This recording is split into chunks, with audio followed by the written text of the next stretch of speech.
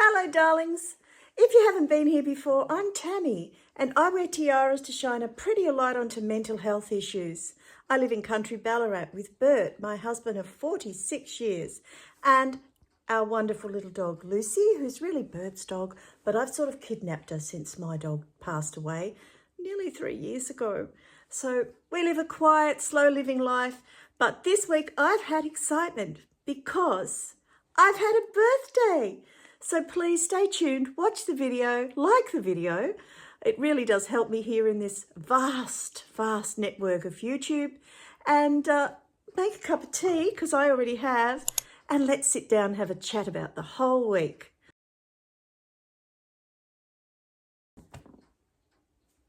So, firstly, let's start with you guys. How are all my beautiful people? How's your mental health been this week? Have you been able to keep it the same level and not have the serious ups and downs and negative thoughts that we seem to get if we have mental health issues? Or has it been a challenging week for you? Let me know in the comments, because I totally understand, and I might even know something that might help you. So let me know anyway. Well, as I've said, it's been my birthday this week. And as you know, I'm very much a big kid. I love my dolls. I love my teddies. I love all things that are pretty and glittery and sparkly, as you can see by this lovely tiara that my niece brought me for my birthday 2 years ago. Thank you, Linda. So what would I want for a birthday? Think about it. Really think hard. Now, we get to that age where we don't want stuff anymore. Is that right? Well, actually, I'm a bit of a maximalist, so I never say no to stuff. And I don't care if the kids leave it in the bin, in a skip bin out the front when I'm gone, because I'm having fun with it now. So I had a long talk to Bert, because I said, oh, darling, I said, there's nothing, absolutely nothing I want for my birthday. Now, isn't it sad when you get to an age where there's nothing that you want? But I said, there's something that I need. Now, wants and needs are different things, aren't they? And they say that need should always be really needed. And I'm thinking that perhaps my need wasn't really needed, but I needed it anyway. You know what I mean? I said to him, I said, I'd really like another doll's pram to put my dolls in. Oh, guys, the fun I've had. The fun. Shopping for a doll's pram at my age. Because at first I thought I really would love a Silver Cross doll's pram, because I used to have the big Silver Cross prams and I absolutely loved them. When we downsized, I had to rehome them because they were just so big, and this house is only small. So we went shopping for a doll's pram. But it's me. I don't want just any doll's pram. It has to fit with my aesthetics of slow living, of vintage things, of pre-loved things, of things that have had a life before I get them. That's the kind of pram that I wanted. So where does one start looking for a pram like this? I mean, it's a big thing, darlings. It's probably the last pram I've ever going to buy. Well, I looked on Marketplace, on Facebook, I looked online, and I had been looking for a while before my birthday. And then I said to Bert, we'll go around and look at the op shops, the charity shops, see what they've got. Nothing, absolutely nothing the kind that I would like to have. So it was the week before my birthday, and it was a Thursday. We seen an antique clearance place, and I said to Bert, let's go in and we'll have a look in there. And we had been in there before, but Bert didn't like the man because he doesn't have anything really priced. So if you're not sure of the price when you go in and look at things, it makes you not want to ask, because then you feel like you have to buy something. So we go into the shop. And you guessed it, I saw it. I loved this pram. Perfect. It matched my other pram. It's old-fashioned. I could just tell touching it that it had been loved, that it had a life. that, yes, it was a pram that had definitely been with somebody who loved it. So we went away, as we do, and he discussed the price with us and said, yeah, that's fine. But I said, I have to think about it. So we went away for probably another few days. It was probably the week before my birthday. So anyway, we went away for another few days and we thought about it, and I thought about it.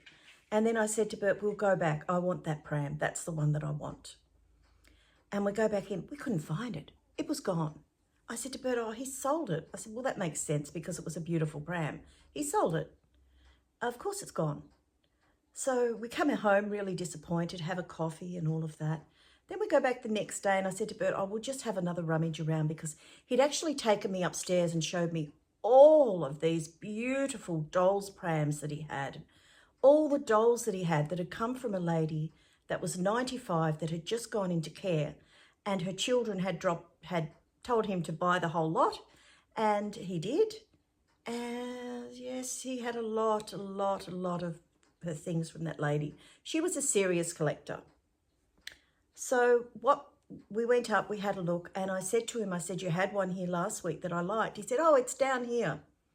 So we go down to where he said it was, and sure enough, there it was. It was hidden out the back. That was why I couldn't see it.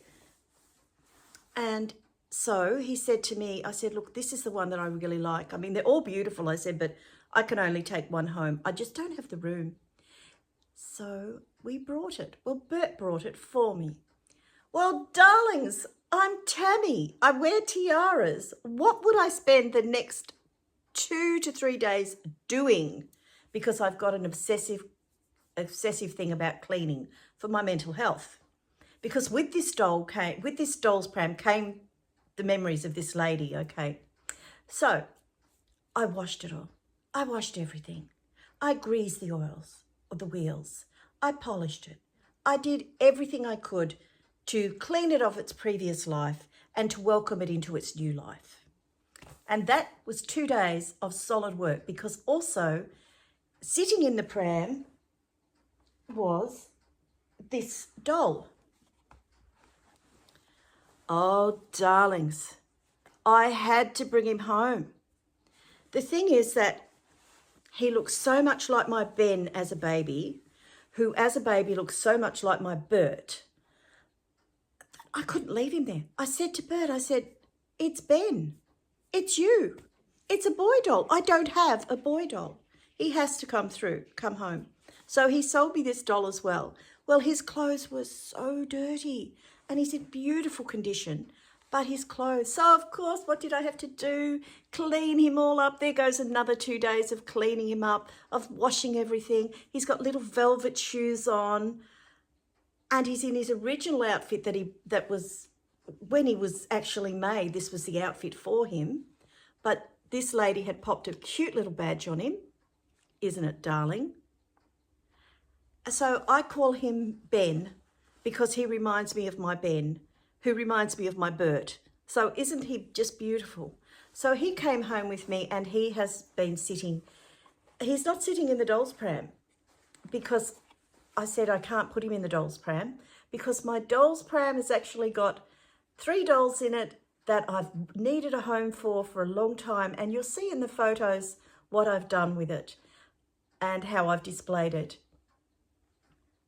Ben sits on the couch in the living room. I absolutely love him. And when my children come, my house has got quite a few dolls in it. They can shift him out of the way. They are not children born with no arms, but it's usually only Bert and I here, so I just have the house the way I want it.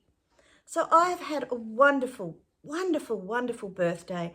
I had a birthday breakfast, so I talked to Richard and we decided on 10 a.m. That suited his family, suited our family.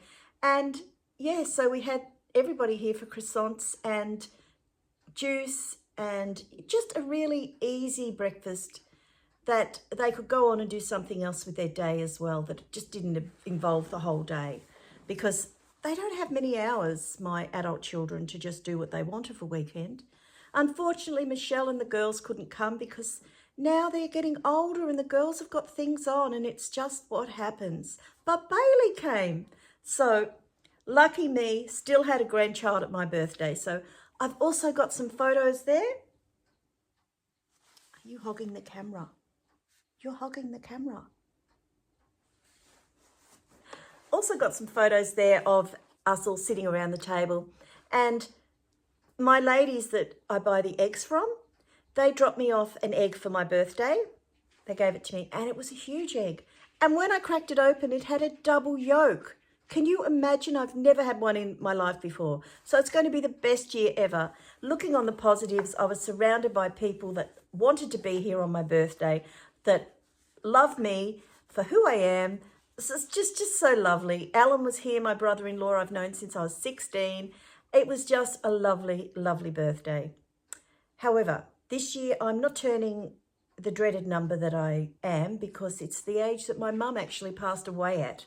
So I'm going to stay last year's age for this year. And I think anybody who knows my channel knows exactly what that is, so I don't have to say it. So I'm going to send you all lots and lots of love from beautiful Ballarat. And keep smiling, keep positive. Every day is a new day with new possibilities. And if you wake up feeling depressed like I did this morning, I was so sad this morning because it's Saturday. What did I do?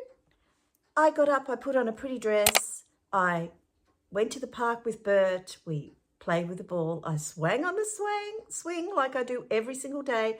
Then we walked down a very steep hill, right down to the Arrowee Creek and all the way home again.